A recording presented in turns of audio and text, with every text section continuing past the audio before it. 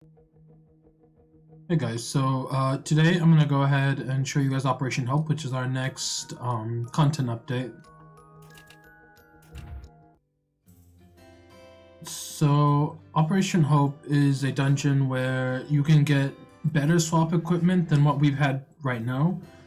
For those players who don't know what swap equipment is, I'll show you in just a sec. So swap equipment is what you put in your swap UI. It affects your main buff skill. So you'll see that right now I have very little because I haven't really farmed Hope that much. I don't really play my Ghostblader that often. But the point is that you're supposed to fill this up with equipment that boosts the level of your buffing skill and or modify it, like +% skill attack or whatever. And so when you cast your buff, it will use this equipment here when calculating your buff strength, basically. So Operation Hope is sort of a new place where we can farm. It's supposedly like 5 to 10% better when maxed out compared to maxed out like Chronicles and Legendaries, which are the old swap options. The Operation Hope NPC is Severn. She's here. She gets repurposed into the Hope NPC. You have to talk to her to enter Hope. Sorry, just turning down my volume a little bit. So we're gonna go ahead and go in. You can enter, I think it's twice per day. Let me just double check. Yeah, you can enter twice a day and 6 times a week. You use 4 FP per zone, and there's 4 zones. So you use 16 FP per try, 32 FP per day. So for all those people who do all their dailies, definitely not me. It's 32 FP to do everything, and it takes about 2 months to finish everything, provided you don't get lucky. And so, yeah, let's go ahead and go in. I will say one thing though. Try to quick party for this, because there's a hidden feature. I don't really know what to call it. We call it the frog. There's a frog that appears. And he drops, I think, account-bound materials as well as regular materials and equipment, the swap equipment. So if you quick party, one of the random options for quick party is increased rate for that frog. So just quick party whenever you can. I know like nobody uses quick party, but the button's right here. So just quick party for it. Even if you're with people you already know, just make sure they know to quick party so you have a chance of getting that buff, because, you know, the frog is nice. So let's go ahead and start. You'll see it's a little bit different than other dungeons. It's a side-scroller, more so than regular dungeons. And you'll have to forgive me, I have no clue how to play this class. It's OP though. I know that. No, I'll get it. I know, it's just I haven't played it in like forever, since basically the event came out. So it doesn't really matter which way you go. If you notice, there's multiple paths you can take. The last location, so one of these 3 here, will determine basically where you have to go in the end. Sorry, which boss you'll face at the end. So I think this one is the forest. You'll fight White Rust Sisley, who's the witch with the rabbit. You go here, you fight Face Collector Bernardo, which is the guy with the mask. He's the one whose like face is plastered on the Operation Hope picture. I forget who's up here, but there's the 3rd boss. So we're gonna go ahead and go up. I don't know why you follow quest signs, but I've been told to follow the quest signs, so.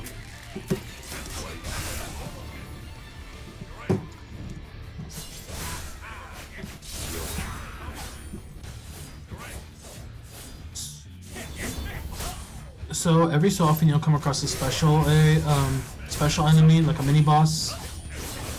They're usually not too hard, but they are significantly tankier than the other trash in this dungeon.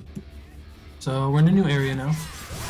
So you'll notice we've moved from the first area where it says clear to the second area now. Again, it doesn't matter where you go, I believe. I've just been told, like I said, to follow the quest icon. Maybe it has to do with the daily for the day, I'm not exactly sure.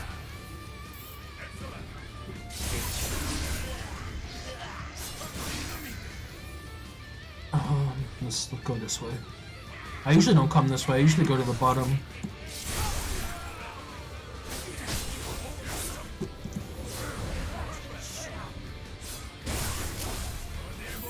Okay, I remember how to play this class now.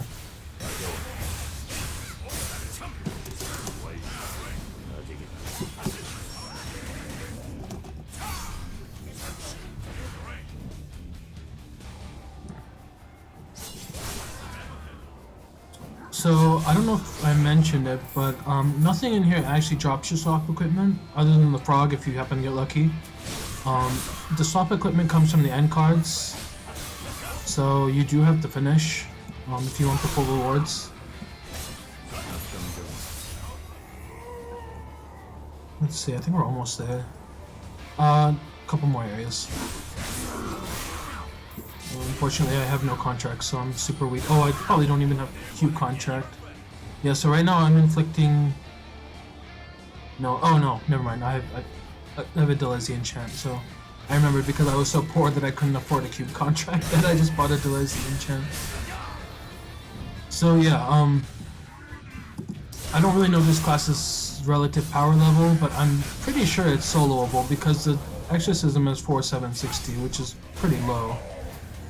It's meant to be done alongside Dawning Crevice. You could probably do it if you're good enough alongside what's the other one? Assault Mode. But it'll probably be significantly harder. Just be careful not to dip below the exorcism requirement because I had a weapon break in here one time and it was awful. I basically had to quit.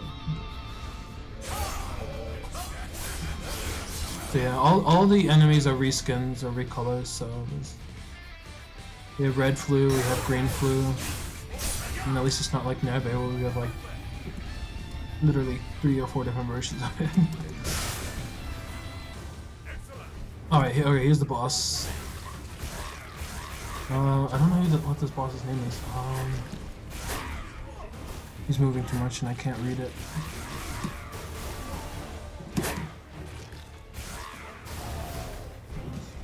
Yeah, I'll just look it up later. Anyway, so the bosses aren't too hard, you just beat the bosses. Again, you probably want to do this in a party.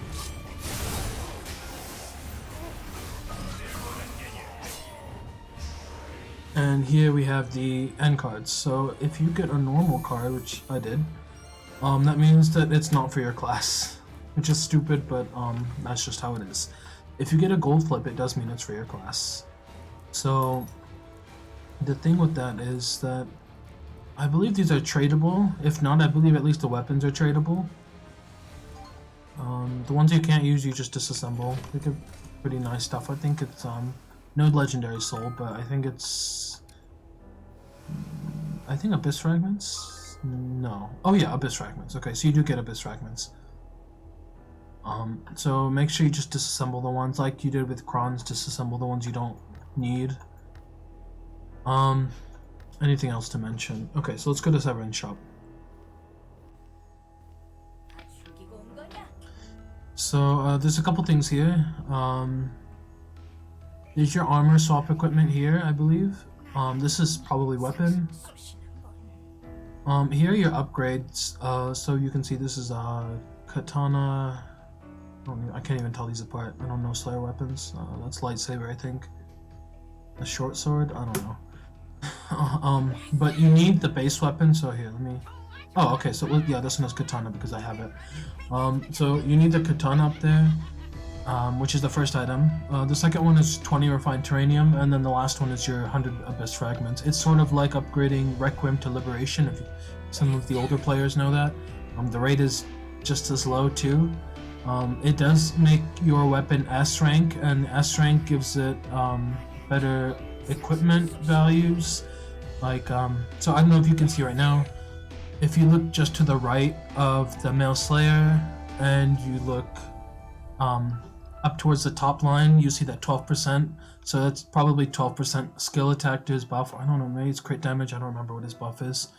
But if you look at the one that I have right now, it's only 8%. So if you upgrade, it's like min-maxy. So, you know, ideally you do want that. Also, on the topic of levels and modifiers, so you need 7 levels that aren't from equipment. So you need 7 levels from your title, your pet, your platinum emblem, from your aura, your top or your bottom, and then your top avatar as well. So you need to somehow get 7 levels between those to sort of max out or get the optimal buff. It's okay if you don't have it. You'll just be like 1 or 2% weaker. It's really not a big deal, honestly. With plats still being like 50 mil and DFOG, and I expect it to like spike up to at least 65 on Tuesday, if not higher. Like really, unless you're really jiving for that extra 1.5%, you'll be fine otherwise. Like the welcome to Harlem titles, like 1 plat if you have it, a pet, an avatar top, that you'll be fine. It takes, like I said, about 2 months to farm everything. Hopefully not more than that. I think with Abyss Fragments and events, you should be able to get it within 2 months. One thing to note, I just wanted to show you guys real quick before I end the video. Enchantress and Female Crusader do not have hope equipment like everybody else. Enchantress and Female Crusader have hope equipment that affects their buffs. Probably because they are not really considered DPS classes. So if you guys see the blue line in the set effect, that's Forbidden Curse 1, which is like Valor Blessing or DI, and then the 9-piece effect is Forbidden Curse 4.